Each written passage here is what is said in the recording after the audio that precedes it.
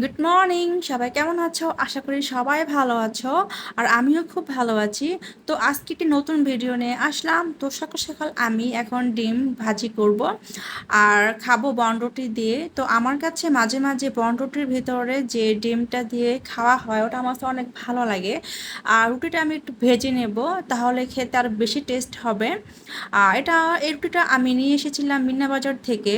আর normal যে বিক্রি করে সেটা আমি খাই না, কিন্তু মিনা বাজার থেকে নিয়ে আসলে রুটিটা অনেক সফট হয়। এই তো আমার স্যান্ডউইচ রেডি। আর এটা হচ্ছে আমার ছেলের খাবার, নুডলস সিদ্ধ করে একটু ম্যাগি মশলা দিলে হয়ে যায়। এরপর আরাফের বাবা বাজারে গেল, সে মাছ কিনবে।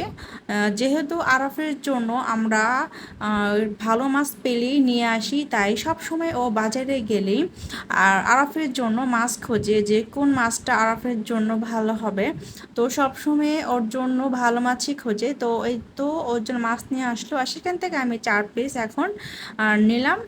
ওর জন্য ভুনা করব সেপারেটভাবে, ঝাল কম দিয়ে, যেহেতু ও ছোট মানুষ, ঝাল এত খেতে পারে না। তাই ওর তরকারিটা আমি একদম ঝাল কমই দেই।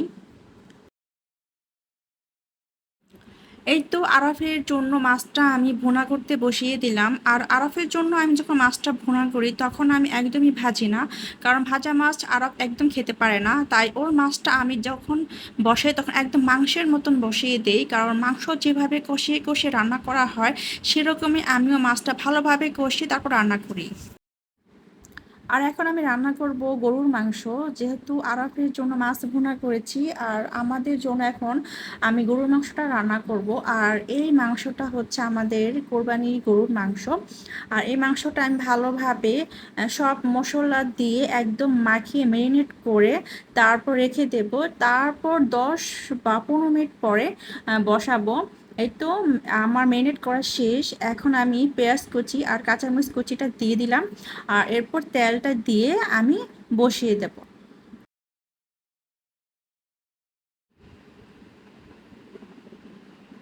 এখন আমি চুলায় বসিয়ে দেব আর ভালোভাবে কষাবো যতক্ষণ পানি না শুকিয়ে আসে। ততক্ষণ আমি ভালোভাবে কষাবো। অলমোস্ট 1.5 ঘন্টার মতন আমি কষাবো। যখন আমি বসিয়েছিলাম তখন আমি ঘড়ির কাঁটা দেখেছিলাম যে আমার মাংসটা কষানো প্রায় টাইম লেগেছে 1.5 ঘন্টা।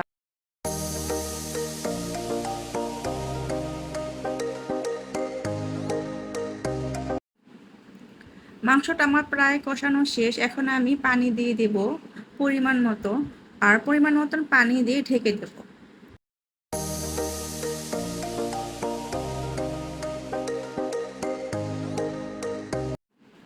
এই তো আমার ফাইনাল লুক, মাংসটা একদম হয়ে গেছে।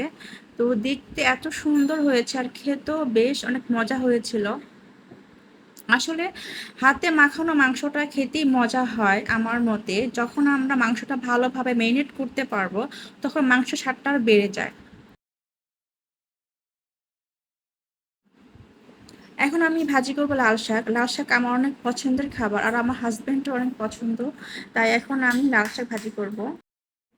তো এখন লাঞ্চের টাইম হয়ে গেল। তো আমার আজকে রান্না বাড়া হলো যে গরুর মাংস আর লাল শাক, আর সাথে একটা ভর্তা করেছিলাম, আলু ভর্তা। এই তো আরাফের বাপ আর আমি খাচ্ছি। এখন হলো সন্ধ্যা 7টা বাজে। তো এখন একটা চা খেতে ইচ্ছে করলো, তাই কিচেনে এসে পড়লাম চা বানানোর জন্য। আমি আর আরাফের বাবা এখন চা খাবো।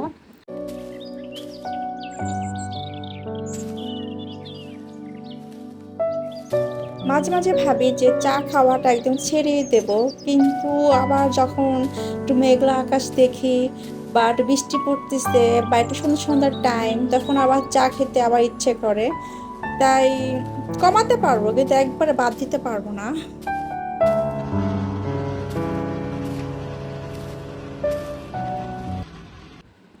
আর এদিকে দেখুন, আমরা চা খাচ্ছি, এই ফাঁকে উনি এখানে এসে বারবার কলটা ছাড়তেছে আর বন্ধ করতেছে। পরে আমি ভাবলাম কি ব্যাপার, পানির শব্দ কেন। পরে এসে দেখি যে ও কি সুন্দর এই টুলটা নিয়ে একা একাই এখানে দাঁড়িয়ে আবার পানি ছাড়তেছে। মানে ওর মাথায় এত বুদ্ধি হবে এটা আমি জীবনে কল্পনা করিনি। এই টুলটা ছিল একদম বারান্দার চিপায়, সে বারান্দায় গিয়ে সেখান থেকে নিয়ে এসে পানি ছাড়তেছে কত সুন্দরভাবে। আর এখন আমি এসে পড়লাম ডিনারের টাইম। তো আমার ডিনারের টাইম সবাই এখন আপনারা জানেনই, ৮টা বা ৮:৩০ বাজে। এখন আমি পরোটা বানাচ্ছি। পরোটাটা একদম বেশ বড় সড়োভাবে বানাচ্ছি, কারণ বড় বড় পরোটা খেতে আমার অনেক ভালো লাগে। কারণ বড় বড় পরোটা বানালে কি হয়, মচমচা টাইপের হয় আর বেশি ফুলে। এই কারণে আমার এই টাইপের পরোটা অনেক ভালো লাগে, চা দিয়ে খেতে অনেক ভালো লাগে। তবে আজকে চা খাবো না, আজকে খাবো গরুর মাংস দিয়ে, যেহেতু আমি দুপুরে গরুর মাংস রান্না করেছিলাম। তাই এটা আমি খাবো গরুর মাংস দিয়ে। তো সবাইকে ধন্যবাদ আমার ভিডিওটি দেখার জন্য। সবাই ভালো থাকবেন। So good night, tata, bye bye.